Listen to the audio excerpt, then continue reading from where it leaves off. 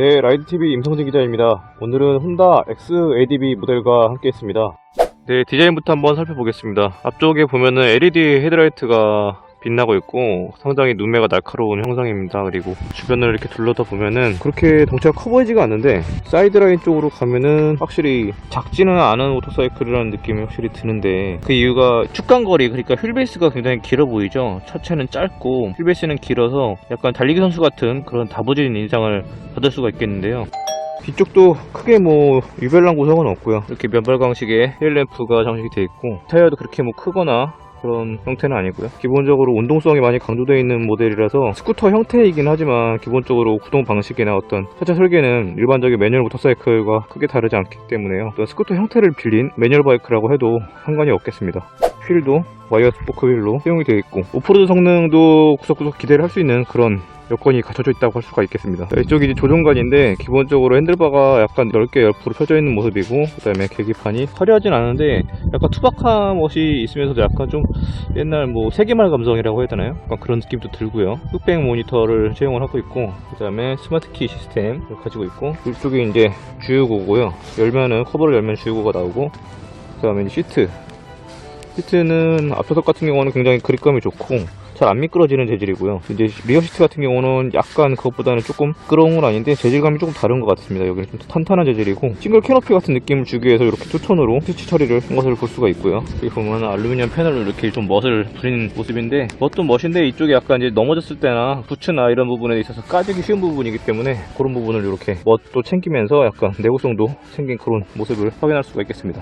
네, 지금 시트에 한번 앉아봤는데 늘 말씀드리지만 제 키가 173이어서요 그렇게 큰 키는 아니고요. 지금 양발을 바닥에 대고 있는데 앞꿈치만 닿고 뒤꿈치는 좀 떠있는 그런 자세가 나오고 있고요. 그래도 양발이 다 어느정도 편안히 닿는다고 생각할 수가 있고요. 이 정도 체급에 지금 이게 750cc 급인데, 만약에 지금 이거를 빅스쿠터라고 생각을 해도 시트가 기본적으로 넓기 때문에 양발이 이렇게 편안히 닿는 경우는 많이 없습니다. 근데 시트 자체 형상이 발 착지성에 의해서 되게 유리하게 설정이 되어 있는 것 같고, 무게중심이 굉장히 아래 깔려 있어서 이렇게 흔들어 봐도 불안한 기색이 전혀 없습니다. 그런 거는 확실히 XADB 플랫폼이 이제 NC750이나 인테그라 같은 모터사이클들의 같은 플랫폼을 쓰고 있는데, 이 플랫폼 자체가 무게중심이 굉장히 낮은 게 저는 정말 마음에 들었고, 주행할 때도 저속으로 달 때도 이렇게 무게에 대한 부담이 전혀 없는 거, 그런 것들은 확실히 강점인 것 같습니다.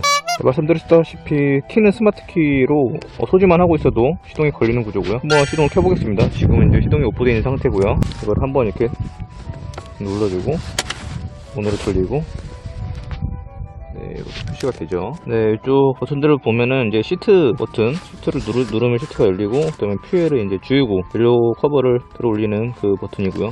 이쪽에는 이제 말 그대로 스마트키이기 때문에 다이얼을 돌려서 바로바로 적용할 수 있는 부분이라서 키를 꺼냈다가 이제 넣었다가 할 필요가 없는 굉장히 편리한 구조라고 할 수 있겠죠. 요즘 바이크다운 설정이고, 이쪽은 이제 ABS 경고등이라든지 여러가지 특별한 경고등, 중립, 엔단, 그 다음에 파킹 브레이크가 들어와 있는지 그런 부분들이 표시가 되는 부분이고요. 이쪽은 이제 계기판인데, 아까도 설명드렸다시피 굉장히 단순한 구조기는 한데 필요한 것은 다 들어가 있고 시인성이 굉장히 좋습니다. 위치가 사용자 쪽으로 되게 이렇게 세워져 있는 느낌이죠. 옆에서 봐도 누워져 있는 게 아니고 굉장히 바짝 서 있는데, 이 스쿠터 포지션 자체가 이렇게 앞으로 수그린 포지션이 아니라 이렇게 서 있는 포지션이기 때문에 그냥 전방 시야를 이렇게 보다가도 그냥 슬쩍 고개만 내려도 바로 이렇게 확인되는 굉장히 편리한 부분이라고 할 수가 있고요. 위에는 이제 햇빛 가리개, 햇빛이 이제 직사광선을 받으면 잘 얼핏 안 볼 수가 있으니까 그런 부분을 대비한 것 같고요. 가운데가 타코메타, 엔진 회전계죠. 그리고 가운데는 숫자 같은 경우는 이제 속도계, 왼쪽에는 주유계, 그 다음에 위에 연비, 여러가지 표시가 되고 있는데, 지금 트리미터가 있고 현재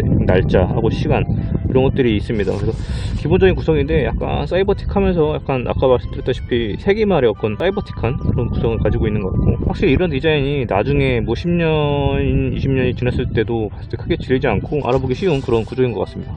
자, 그리고 윈드스크린이 가변식이라 조절이 되는데, 지금 이게 제일 낮게 되어 있는 상태입니다. 그래서 이 상태로 하면은 거의 네이키드 바이크 같은, 백밀러랑 비슷한 위치에 되어 있죠. 네, 거의 네이키드 바이크 같은 그런 상쾌함을 느낄 수가 있고 개방감이 굉장히 크고요. 이 상태에서 간단하게 핸드폰을 조작할 수가 있습니다. 이렇게 버튼을 누르고 당긴 다음에, 자, 이렇게 해서 올리면은 위로 올라가 있죠. 이게 지금 구조상 한 손으로 되게끔 한 것 같긴 한데 약간 저는 한 손으로 하기엔 조금 불편하더라고요. 이게 아마 제가 알기로는 3단계로 조절이 되는데 굉장히 방폭성이 좋습니다. 일단 맨 윗단계를 해놨을 때는 헬멧은 바로 바람이 거의 안 치고 어깨 양쪽으로 들어오는 거는 뭐 어쩔 수가 없는 형상이고요. 머리로는 거의 바람이 안 들어오더라고요. 변동 폭이 크기 때문에 장거리 투어를 갈 때도 굉장히 유용하게 쓸 수 있는 그런 부분이라고 할 수가 있겠습니다. 네, 일단 배기음을 한번 들어봐야겠죠. 킬 스위치를 켜고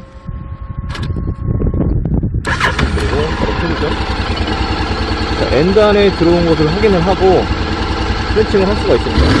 사람들이 신기한 거는 스쿠터처럼 생겼는데 이런 RPM이 뜨는 이런 소리를 듣고 굉장히 놀라죠. 기본적으로 구조가 DCT이기 때문에 그렇습니다. 자, 엔진 배기음을 한번 들어볼까요?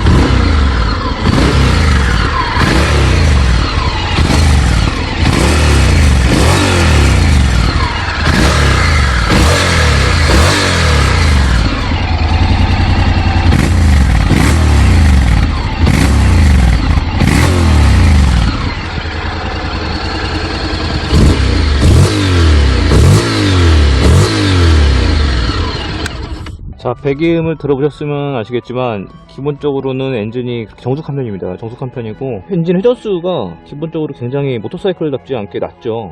그래서 아이들링은 1000rpm 전후로 돌고요. 레드존이 지금 보면 6500rpm 정도부터 시작하는 걸로 나와 있는데 사실상 한 변속을 굉장히 일찍 하는 편이에요. 그래서 약간 차로 따지면 약간 디젤 자동차 같은 느낌이 들 정도로 토크 유지에 굉장히 세팅이 잘 돼 있고, 이 엔진 자체가 이제 새로 만든 엔진은 아니고요. NC750이라든지 그의 전신 NC700 그리고 인테그라 뭐 그런 시리즈에서 이제 이어온 그런 엔진인데, 엔진 자체가 굉장히 자동차 엔진이랑 흡사합니다. 그래서 힘이 굉장히 저회전에서 나오고, 실제로 이 XADB 같은 경우는 DCT를 채용을 하고 있어서 N단이 들어가고, 그리고 이제 드라이브 모드 이런 것들을 바꿀 수가 있거든요. 한번 해보겠습니다. 다시 시동을 걸고요. 자,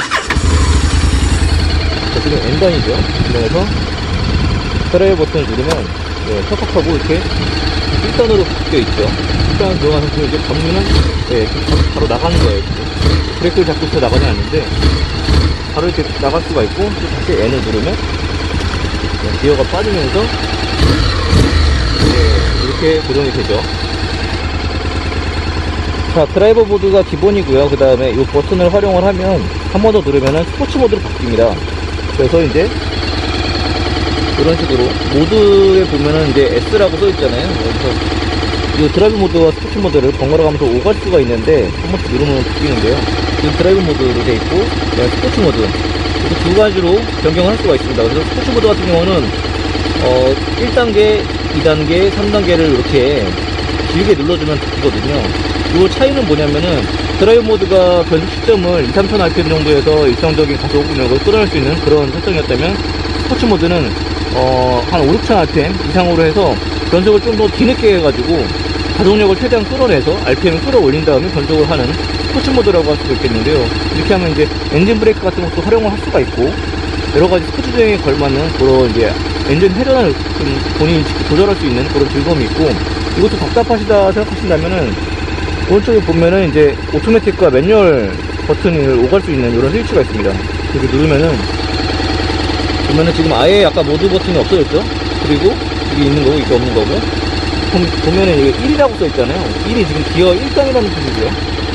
지금 주행을 하지 않기 때문에 이게 바로 변속이 되진 않지만, 그 왼쪽 보면은 버튼에 플러스 버튼과 이쪽에 마이너스 버튼이 있죠. 이렇게 두 가지 버튼을 오가면서 누르면은 간단하게 1단, 2단, 3단, 4단, 5단, 6단까지 자유자재로 변속을 할 수가 있고, 듀얼 클러치 미션이기 때문에 굉장히 변속 충격이 작고 굉장히 어떤 이질감이 적습니다. 그래서 1세대 같은 경우는 약간 이질감이 있었는데 지금은 많이 발전을 해서 충격도 거의 없고요.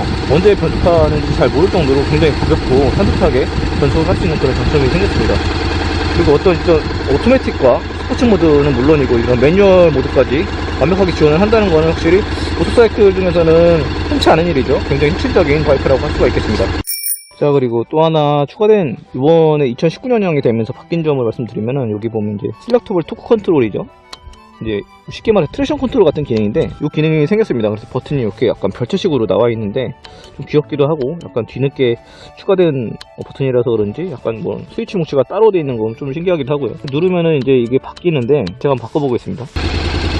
네, 이 버튼을 한 번씩 가볍게 누르면은 위에 토크 저 버튼 있죠? 그래서 시그니처가 있는데 1단계, 2단계로 바뀝니다. 그래서 1단계는 이제 개입을 많이 안 하는 거고 2단계는 개입을 많이 하는 거겠죠. 그래서 이제 바퀴가 미끄러지면은 개입을 빨리빨리 해서 구동력을 끊어주는 그런 역할을 할 수가 있겠고, 버튼을 길게 이렇게 눌러주면은 아예 꺼집니다. 아무것도 없어졌죠? 네, 지금 이게 켜진 거고 이게 꺼진 거죠. 위에 이제 경고등이 들어오면서 트랙션 컨트롤을 끄면 이제 뒷바퀴가 마음대로 흐르겠죠. 확실히 오프로드에서 재밌게 탈 수 있게 만들어진 바이크이기 때문에 이런 기능들이 잘 활성화되어 있는 걸 알 수가 있고요. 또 하나 신경된 버튼이 저기 뭐냐면 G라는 버튼 있죠. 그 G라는 버튼은 이제 그래블 이런 이제 자갈길 그런 돌길에 대한 약자인데, 이 버튼을 눌러주면, 네, 이렇게 눌러주면은 이 G라고 나와있죠. 그랬다가 부셨다가, 네, G 모드가 되면은 스로틀 반응이 굉장히 민감해집니다. 뭐 아주 뭐 너무 심하게 민감해서 다루기 힘들 정도는 아니고요. 일반적인 드라이브나 스포츠 모드보다는 조금 더 민감해져서 좀 직결감이 좋다고는 해야 될까요? 스로틀을 땡기면은 바로바로 반응이 오는, 그래서 오프로드에서는 그런 반응성이 굉장히 중요하기 때문에 그런 것들을 중요시해서 G 버튼을 만들어 놨고요. 사실 이 버튼은 이제 아프리카 트윈 모델에 적용이 되어 있는 건데 반응이 괜찮았나 봅니다. 그래서 엑스 어드벤처에도 이렇게 적용이 되어 있는 그런 모델이고요. 실제로 오프로드에서 써봤는데 굉장히 좋더라고요. 아프리카 TV하고도 비슷한 느낌을 많이 느꼈고, 물론 파워는 그보다 훨씬 적지만 비슷한 느낌을 가지고 있더라고요. 연출을 한 것 같습니다. 네, 그리고 잠시 바이크에서 내려와서 제가 이 엑스 어드벤처를 타면서 되게 좋았던 거는 이 풋 포지션, 발판의 위치를 굉장히 자유자재로 쓸 수 있다는 건데, 일반적인 스쿠터처럼 생겼습니다. 사실 빅스쿠터처럼 생겼는데, 이쪽은 이제 발을 길게 뻗어가지고 편하게 다리를 쭉 뻗고 편하게 장거리를 갈 때 좋은 그런 위치고, 이쪽에 이제 평평한 부분이죠. 제일 평소에 발을 많이 놓는 위치고요.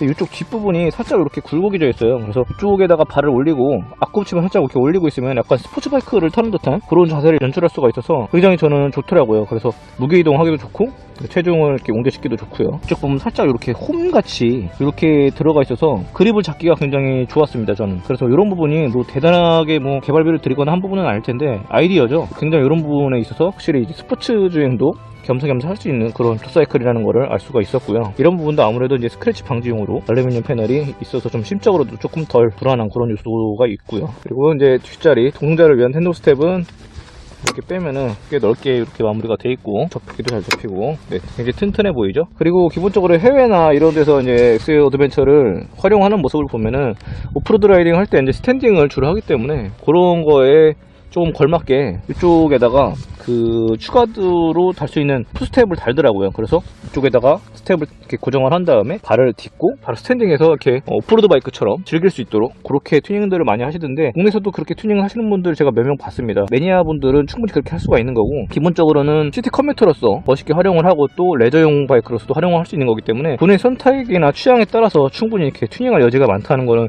굉장히 좋은 점인 것 같습니다. 자, 그리고 트렁크 공간을 한번 보겠습니다. 그 가운데 놓고 시트 버튼을 누르면은 귀가 열리죠. 네, 요 경첩이 이렇게 많이 열리지 않은 건 조금 제가 답답한 것 같은데, 네, 요거 이상으로는 안 올라가더라고요. 그래서 뭐 큰 짐을 열 때는 조금 불편할 수도 있을 것 같아요. 일단 안에 공간은 굉장히 넓은 편입니다. 오래 했던 거랑은 다르게 굉장히 넓고, 헬멧 하나는 넣고도 좀 남는 그 정도 사이즈라고 할 수가 있겠고요. 여기 보면은 파워 아울렛도 마련이 되어 있고, 기본적인 공구나 이런 것들이 들어있고, 공간 자체가 아주 넓지는 않은데 이 구조에서는 되게 잘 뽑아낸 것 같아요. 그래서 좀 밑을 보면은, 네, 이 부분이 다 지금 수납 공간이라는 얘기인데 굉장히 잘 뽑아냈죠. 뒷휠을 만약에 인테그라처럼 크게 만들었으면 이 공간도 희생을 할 수밖에 없었을 텐데, 다행히 뒷휠이 작기 때문에 그런 공간을 좀 뽑아낼 수 있었던 그런 장점이 아닌가 생각을 해보고요. 일단 기본적으로 타켓을 많이 활용하시지만 이 정도면은 뭐 헬멧 하나 공간을 또 낭비하지 않는 역할을 하기 때문에 좋은 점인 것 같습니다. 이 정도는 돼야 그래도 스쿠터 형태니까 일단은 활용하기가 좋겠죠. 자, 차체 설명에 대해서 좀 길게 얘기를 드렸는데 워낙 기능이 많다 보니까 그렇게 됐었고요. 그리고 이제 주행 질감에 대해서 간단히 말씀을 드리자면, 일단 기본적으로는 약간 스쿠터랑 굉장히 비슷한 그런 주행 질감을 가지고 있습니다. 이게 지금 배기량이 750cc 정도 되는데 사실 스쿠터보다는 훨씬 주행 질감이 좋긴 한데, 기본적으로 어떤 이런 라이딩 포지션에서 오는 그런 느낌 같은 거, 그런 것들을 봤을 때는 일반적인 매뉴얼 바이크보다는 빅스쿠터, 스포츠 빅스쿠터에 가깝다라고 표현하는 게 맞는 것 같고요. 일단 가운데 연료 탱크가 없고 풋 포지션이 굉장히 자연스럽고요. 그리고 자세가 굉장히 자유도가 높고, 그런 부분에 있어서는 확실히 빅스쿠터의 어떤 장점들을 그대로 잘 가져왔다 라는 생각이 들고, 근데 이제 어떤 가속 가속력이나 최고 속도나 이런 부분에 있어서는 스쿠터랑은 비교할 바가 안 되죠. 기본적으로 엔진이나 프레임 구조 같은 것들이 매뉴얼 바이크와 동일하기 때문에 그런 부분은 사실 그 어떤 빅바이크들의 또 장점은 그대로 가져왔다고 할 수가 있는데, 기본적으로 DCT를 채웠기 때문에 가속력 자체가 엄청나게 빠릅니다. 흔히 제로백이라고 하는 시속 100km까지의 가속력이 제가 느꼈을 때는 정말 빠른 것 같아요. 웬만한 매뉴얼 바이크들 클러치 조작을 굉장히 프로페셔널하게 하지 않은 이상 이 바이크에서 이 바이크랑 가속력 테스트를 했을 때 웬만해서는 꿀리지 않을 것 같아요. 토크 자체가 저 회전에 굉장히 몰려있기 때문에 아무 생각 없이 그냥 스로틀만 다 당기고 있어도 웬만한 바이크들보다 가속이 훨씬 빠릅니다.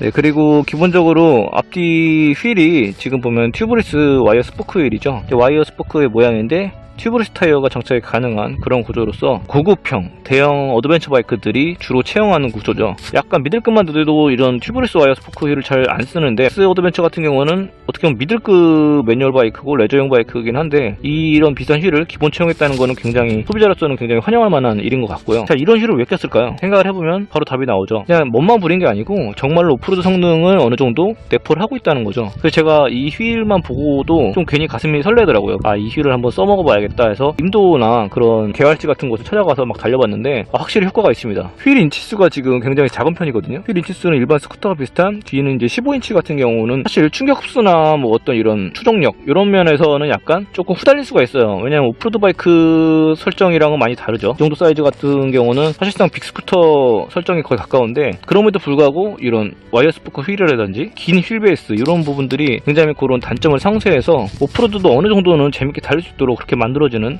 그런 요건들을 갖추고 있습니다. 네, 차체 구조를 보면 아프코 같은 경우는 도립식 서스펜션을 장착을 하고 있고요. 이런 안에 쪽의 구조를 자세히 들여다보면은 빅스쿠터보다는 거의 일반적인 매뉴얼 빅바이크랑 거의 동일하다고 볼 수가 있는 구조입니다. 그래서 어떤 이게 충격 흡수력이라든지 주파 성능, 노면 주파 성능 이런 것들을 보면은 스쿠터랑은 비교하기가 어려운 수준이고요. 사실상 약간 트레일 바이크, 매뉴얼 트레일 로드를 달릴 수 있는 그런 트레일 바이크 정도의 능력은 충분히 발휘를 하고 있는 것 같고, 거기에 이제 와이어 스포크 휠의 어떤 완충 작용이라든지 그다음에 기본 장착된 순정 타이어의 접지력을 발휘하는 부분이라든지 이런 부분들이 잘 조화가 돼서 트레일 바이크 정도 수준의 임도, 비단길 수준의 그런 비포장로는 충분히 재밌고 즐겁게 다닐 수 있는 그런 바이크라고 할 수가 있겠고요. 기본적으로 포지션 자체가 굉장히 자연스럽고 굉장히 좀 친근한 스쿠터 포지션이기 때문에 부담이 없고요. 확실히 양발도 바닥에 잘 닿고 오히려 큰 바이크들보다도 더 부담 없이 재밌게 즐길 수 있었던 것 같습니다.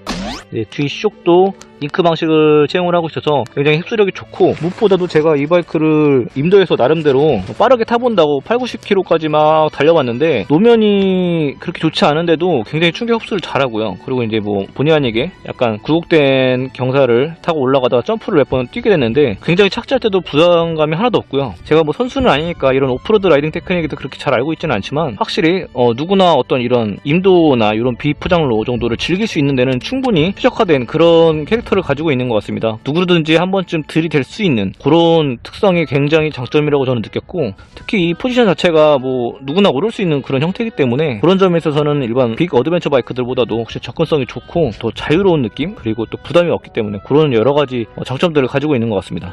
네, 그리고 제가 요 X 어드벤처 뿐만이 아니고 인테그라라든지 요거랑 같은 플랫폼을 쓴 그런 바이크들을 시승할 때마다 굉장히 큰 장점으로 느끼는 것이, 사실은 제가 느끼기에는 이 특징이 다른 그 어떤 장점보다도 제일 두드러진다고 생각하는데, 무게중심이 굉장히 낮습니다. 엔진 구조를 보면은 실린더 헤드가 앞쪽으로 굉장히 누워있는 형상이에요. 앞쪽으로 헤드가 앞쪽에 있고 이렇게 거의 평평하게 누워있는 형상이다 보니까 이쪽이 무게중심이 앞에 밑으로 깔려있는 거죠. 그래서 다루기가 굉장히 편하다고 해야 될까요? 저속에서 컨트롤을 하거나 아니면은 고속이 돼도 방향 전환을 하기가 굉장히 편하고요. 사용자의 입력이나 이런 프로페셔널한 그런 조종성이나 그런 거를 기대하지 않더라도 본인 실력이 없어도 충분히 가볍고 언제나 의도한 대로 움직일 수 있는 그런 장점들이 있어서 저는 이 바이크의 가장 큰 장점 중에 하나가 바로 그 낮은 무게중심이라고 생각을 합니다. 실제로 그런 낮은 무게중심 덕분에 평소 같으면 조금 이제 시승차로는 들어가기 조금 꺼려지는 그런 구간도 한 번 더 들이대 볼 수 있는 그런 자신감이 많이 생겼고, 타이어가 그렇게 접지력이 잘 나오는 타이어도 아니거든요 사실. 그런데도 불구하고 좀 자신감을 불러일으키게 하는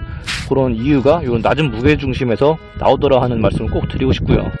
네, 그리고 라이딩 포지션 같은 경우는 처음부터 말씀드렸지만 굉장히 편안합니다. 일반 빅스쿠터 같은 경우는 앞에 옐로 탱크가 없기 때문에 약간 뭐 내가 좀 팔이 짧다거나 그러면 살짝 앞으로 이렇게 당겨 앉아도 되는 부분이고요. 아니면 이게 불편하다 그러면 약간 뒤로 물러서서 앉아도 되는 그런 자유도가 굉장히 높기 때문에 시트 자체가 넓으니까요. 핸들과 이제 시트의 거리도 그렇게 멀지가 않습니다. 자연스럽게 핸들을 손을 뻗으면은 기본적으로 저 같은 뭐 173 정도의 키라 하더라도 충분히 편안하게 핸들을 잡을 수 있는 그런 위치에 딱 설정이 되어 있고요. 브레이크는 이제 어저스트가 이렇게 양쪽으로 달려 있고요. 당연히 클러치 레버는 없는 구조입니다. DCT이기 때문에. 그리고 오른쪽 밑에 보면 이제 파킹 브레이크가 이렇게 있죠. 네, 파킹 브레이크 같은 건 이렇게 잡고 이렇게 하면 이제 브레이크가 걸리는 상황이고요. 다시 한번 들어오면은 풀리는 거고요. 기본적으로 N단에 들어가면 앞뒤로 바이크가 자유자재로 움직이기 때문에 이런 파킹 브레이크가 꼭 필수적인 사항이라고 할 수가 있겠고, 일반적으로 이제 CVT를 채용한 빅스쿠터들도 무게가 상당하기 때문에 경사로나 이런 데서 주차하기 편하게 이렇게 파킹 브레이크가 별도로 마련되어 있죠. 네, 이 경우도 마찬가지고요. 그리고 오른쪽에 보면은 서스펜션에 기본적인 조절할 수 있는 기능들이 있습니다. 지금 보면 앞포크에도 텐션을 조절할 수 있는 나사가 있죠. 네, 그런 부분들 보면은 확실히 이게 그냥 설렁설렁 타라고 만든 바이크는 아니고 굉장히 레저용 성향, 그리고 장난감 성향이 굉장히 강한 그런 성인들의 장난감이라고 해야 될까요? 네, 그런 느낌이 굉장히 강한 그런 모델이라고 할 수가 있고, 확실히 도전적이고 실험적인 모델인 건 확실한 것 같습니다. 네, 그리고 브레이크 말씀을 안 드렸는데 앞브레이크 같은 경우는 굉장히 잘 듣습니다. 섬세하고요. 거의 뭐 슈퍼바이크 같이 느낄 정도로 굉장히 잘 듣고, 조절이 굉장히 쉬워서 어떤 감속을 조절하는데 굉장히 레버가 좋은 역할을 하고 있었고, 다만 뒷브레이크는 약간 약한 느낌을 많이 받았어요. 무게중심이 앞으로 쏠려 있다 보니까 더 그런 것 같기도 한데 ABS가 너무 잘 터지고 뒷브레이크 같은 경우는 약간 아쉬운 느낌이 좀 들었습니다. 그래서 어떤 스포츠 주행을 하기에는 부족함이 없는데, 저같이 이제 일상 주행 시에 뒷브레이크를 좀 종종 쓰는 그런 경우에는 약간 조금 아쉬운 면이 있었습니다. 네, 그리고 잠깐 들어갔던 이제 트레일로드나 그런 임도에서도 뒷브레이크를 이제 약간 잠그면서 쓰고 싶었는데 그런 부분이 약간 뒷브레이크가 아주 강력하지는 않기 때문에 약간 아쉬운 부분이 있었고요. 어떤 이 모델을 가지고 튜닝을 하고 싶으신 분들도 굉장히 많을 텐데, 저는 기본적으로 요스팅도 굉장히 재밌는 것 같아요. 뒷타이어도 접지력이 그렇게 크게 나오진 않는데 거의 투어링 타이어급이거든요. 일반 스트리트에서는 굉장히 부족함이 없고요. 이런 임도에서는 약간 미끄러운데, 그 미끄러우니까 또 미끄러운 대로 재밌는 것 같더라고요. 어차피 파워가 엄청 세지도 않고 그냥 약간씩 흘리면서 타는 재미로 타는 것도 나름대로 이 바이크를 즐기는 방법 중에 하나가 아닌가라는 생각이 들어서 여기서 저는 크게 뭘 손을 대고 싶지는 않을 것 같아요. 네, 오늘도 미세먼지가 너무 많아서 숨쉬기가 조금 곤란하긴 한데 아무튼 재밌게 엑소 어드벤처 시승을 마쳤습니다. 다음에는 더 재밌고 훌륭한 모터사이클 시승기로 돌아오도록 하겠습니다. 감사합니다.